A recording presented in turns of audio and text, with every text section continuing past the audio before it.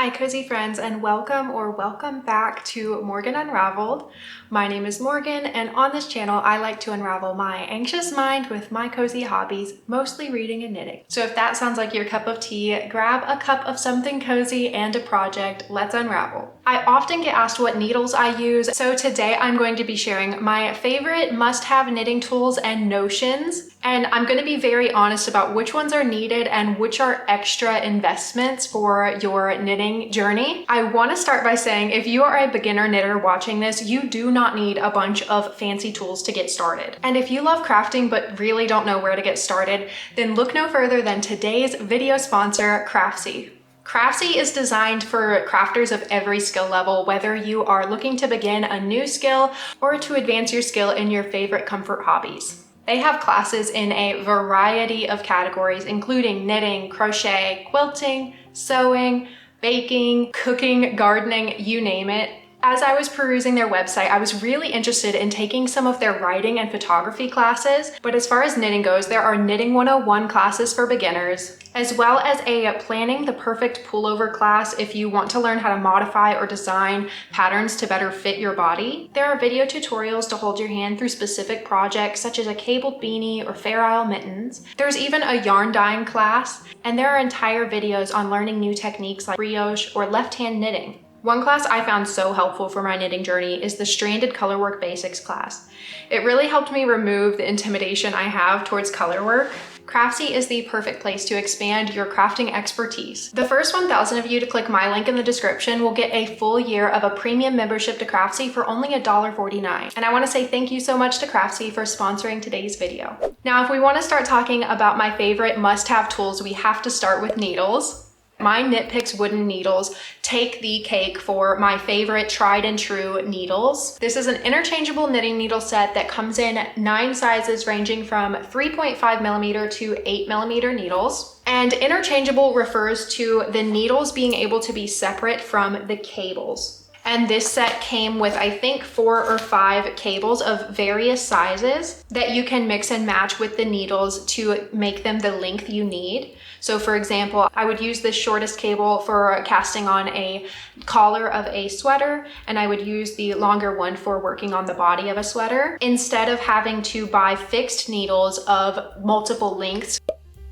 This is the set I started out with. It is a set of cheap fixed needles that I learned on, and I got them from Amazon. I think there were 6 in the pack, and it retails for I think $15 US. And again, these are what I learned on. They worked for me for a very long time. I actually only just stopped using the smallest size, which is 2.5mm. I was using these to knit socks up until last month when I invested in my sock knitting needles, and I will share those momentarily. But this is a really good set to start out with if you're not sure if you're going to be knitting long term and you just want to get comfortable with knitting on a cheap, low cost entry set of needles. These needles cannot come off of this cable. If you are going to be using these, you are definitely going to need to learn how to do magic loop so that you can knit smaller circumference with these long cables. And I actually have a Knitting for Beginners playlist in my description. And if you check out that playlist, there is a video all about magic loop technique. And it's a super helpful way to begin knitting without feeling like you need to buy so many types of needles before you've even gotten started. But not long into my knitting journey, I did invest in this set of needles, and it is my favorite to this day. And I have since spent double what I spent on this for another set. And these are still my go-tos. I only use that other set if these are already in use of the size I need. I spent $125 US on this set, but that is because it came in this gorgeous case, and you are able to get just the set of needles for $75 US on Amazon. And it would just come in a cheap plastic case like this. These are my shorty needles. You can use these for anything that is small circumference in the round, such as beanies, sleeves, or cast on collars for sweaters. These are not a necessity, even for advanced knitters. I don't think these are a necessity, but I do think they're helpful for like the first half of a sleeve. I can breeze through that part of a sleeve until it gets too small and I have to switch to magic loop. I spent $50 US on this set and I don't think it's necessary, but if you hate sleeve knitting, I really think these will help you. I will make sure this set is on my Amazon storefront, but it ranges from the sizes 3.5 millimeter up to 6 millimeter. And there are 7 needles in this set. And if you are someone like me who has a lot of whips at the same time, you can buy extra of these cables. They either have them individually or as sets of various sizes, which I really like because I don't like to be limited by how many cables I have for how many projects I can have on the go. If you are not sure what kind of needles you want to get, I want to share that I find wooden needles to be a little more grippy if you find that you're worried about your stitches sliding off the needles. If you knit a bit more tightly, then I would suggest getting some metal needles, which is why I invested in my next set of Leica copper knitting needles. These are the Leica Cypress, and I do really love them. They are perfect for stockinette knitting because they have a lot more glide off the needles, and they are just so aesthetically pleasing. And another thing that helped me choose this set was that they are interchangeable with the cables from my other knitting needle set. I want to be able to switch between needles with ease. And if I were to get another knitting needle set like the Chalgoos that have a different connecting joint, I wouldn't be able to switch between my needles on my projects as easily and seamlessly. So it was really important to me that I could get a knitting needle set that would be interchangeable with knit picks. What I really love about this set is that it comes in 12 sizes ranging from 3.25 all the way up to 10 millimeter. So I have a lot more sizes in this set that I didn't even have available in the other. But my one gripe about this set is that the joint on the connecting cables that came with this set does catch on my yarn a little bit. So I've found myself using my cables I already had, even though those aren't swivel cables, and the ones that came with these are. I think that swivel cables are really cool, but the connecting joint just isn't smooth enough on these, and I don't want to have to wrestle with that catching on my yarn. So I often just use these needles with the cable from my other set. The points on these needles are not that sharp, and I really struggle to do cable knitting, which, as y'all all know, I am a cable knitting girly. I usually opt for my wooden needles. But I really do love these needles, and I do think they were a worthwhile investment. I think I spent 180 Australian dollars, and I will put on the screen how much American dollars that is. Quite a big chunk of change, but as someone who knits literally all day, every day, it is a nice, worthwhile investment for something that brings me joy. I do think it's so valuable to invest in our hobbies if it's something you're really committed to, but you are able to pace yourself, and everything I list in this video isn't something you must have right now. This is not something you must have at the start, but it is something that is nice to invest in as you move along in your knitting journey. And it's just been a huge upgrade for me to be able to have multiple projects that involve my 4.5 millimeter needles, which is my most commonly used size, without having to steal my needles from each project. The last thing in the needle category are my sock knitting needles. I recently shared that I upgraded to the Chalgoo lace knitting needles for my sock knitting, and I am living my best life. These are so smooth to knit with. The join is so smooth that you can just move it back and forth. The points are so sharp, so that's really helpful with getting into your stitches on sock yarns. And I just enjoy the process of knitting on these so much more than the cheap Amazon ones I was using for a long time. As you can see with these cheapies, there is like a point where it bends on the needles, whereas these Chalgoos are as straight as can be. So I highly, highly recommend those if you are a sock knitter. And then the other sock knitting needles I want to mention are my 9-inch circulars. These are for different knitters, and I do think it's a preferential thing. I struggle with using these because I don't feel like I have enough to grip onto as I'm knitting my socks. But my Aussie knitting friend Mickey bought some of these and she's just whipping out socks now. So it really depends on the knitter. These 9-inch circulars eliminate the need for having to turn your work. So that is a great benefit to these. I just struggle with hand cramping up if I use these for too long. And using these Chow sock knitting needles, that hasn't been a problem. I forgot to mention, I bought these in the size 2.5 millimeter on a 100 centimeter cord. Okay, we are finally through talking about needles and now it's time to share all of my must-have notions. I keep all of my notions in this cute little Harry Styles tarot pouch. I've gotten questions about this, but I keep all of my notions in here. And I do think it's really valuable to have somewhere where you put all of your knitting tools so that you have everything conveniently with you when you are working on your project. And you could just use a random pencil case, whatever you have. The first thing I keep in my notions pouch is this barber cord. People sell these tins of barber cord for $30 a pop on Etsy, but I bought this huge roll of it. This has supplied me and 4 of my Aussie besties with a lifetime supply of stitch holding. And I got this for 15 Australian dollars. So it really is a good deal.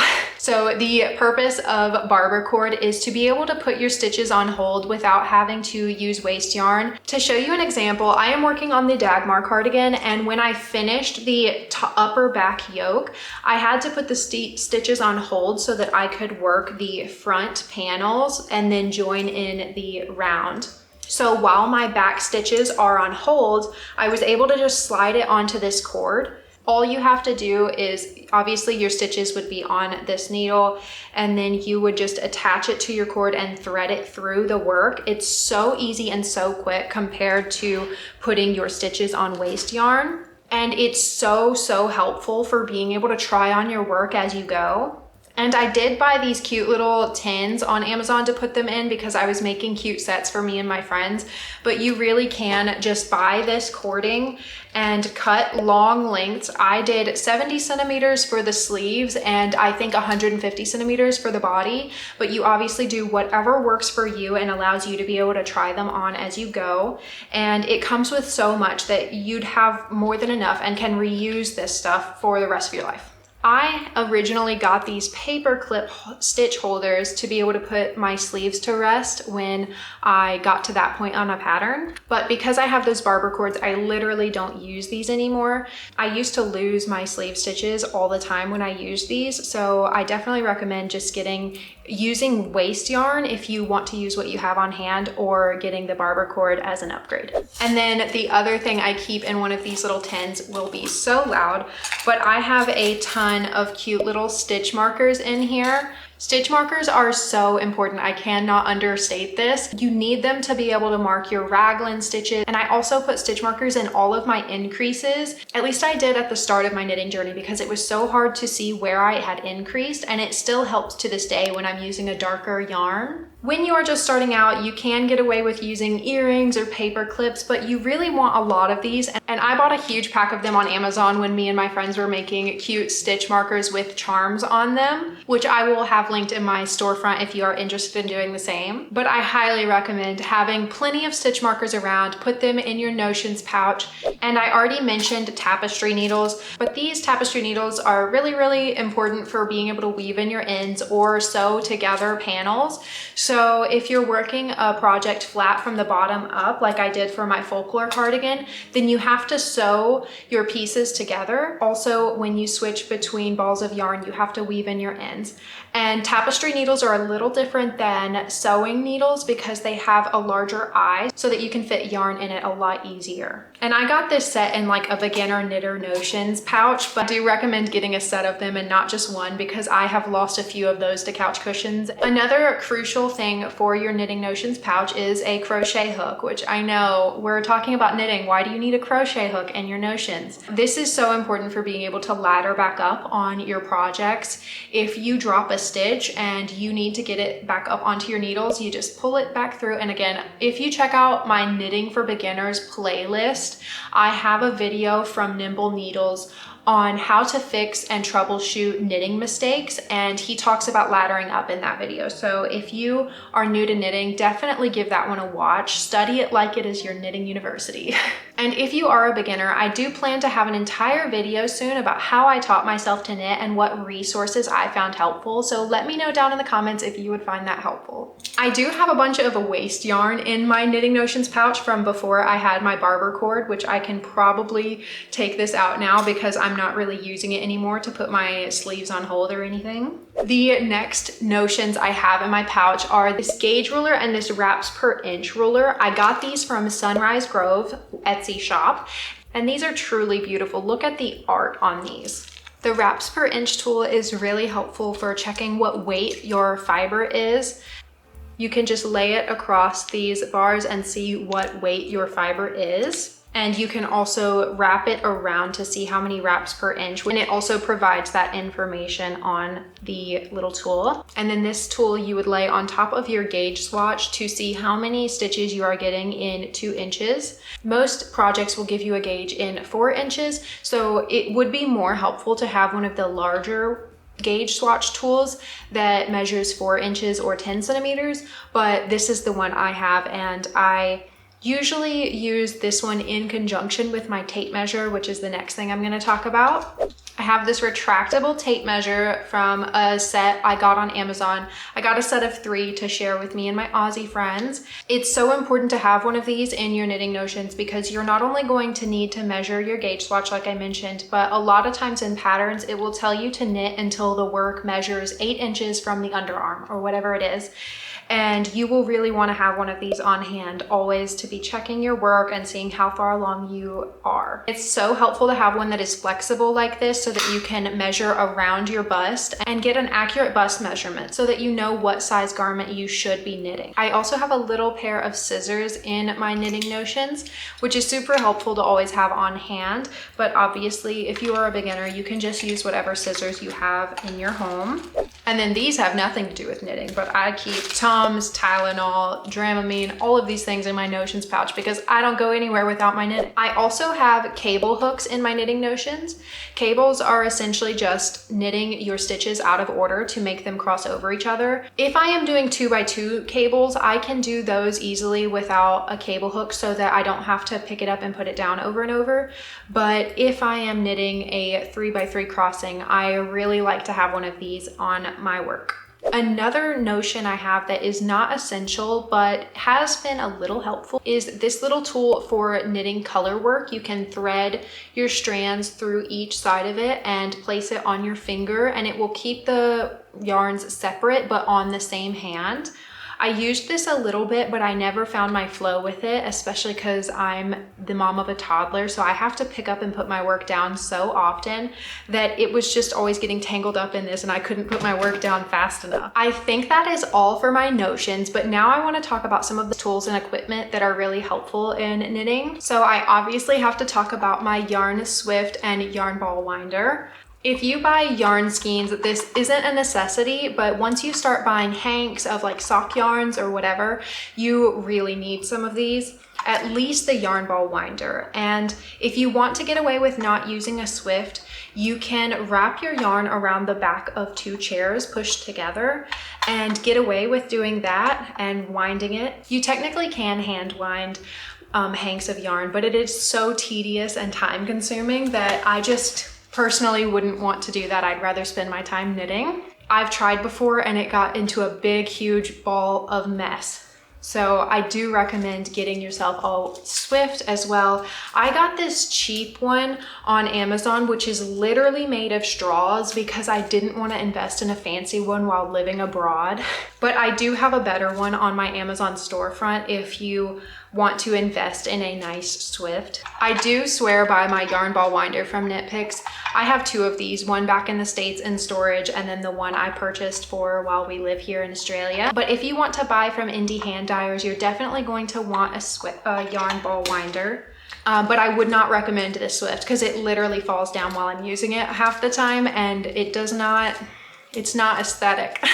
The next thing I want to mention is moths. You want to be preventing moths even if you are just starting out, because it's so much easier to prevent moths than to treat them. I purchased a set of these cedarwood blocks, and these can go around your hangers in your closet, or they can go in any place that you keep yarn. I have one right there on the shelf next to my yarn, and in every basket. In my project bag, I keep them anywhere I keep my finished hand knits as well. It's so important to have these everywhere. You can also use satchels of real lavender or dried lavender to help keep them away. And if you thrift yarn, I highly recommend putting it in the freezer before you allow it to join your stash. You technically are supposed to do this with every yarn you buy because you never know what the warehouse situation is like. Maybe they have a moth infestation from any place you're purchasing, but honestly, I don't do that and I probably should. As far as blocking mats, I do not have blocking mats. Do not judge me. The intention of blocking is to be able to lay your knits flat to dry in the measurements they need to dry in to match the finished object circumferences and to allow the wool to relax and bloom. In this season of life for me with a toddler, if I put blocking mats down on the floor, they would get trampled immediately.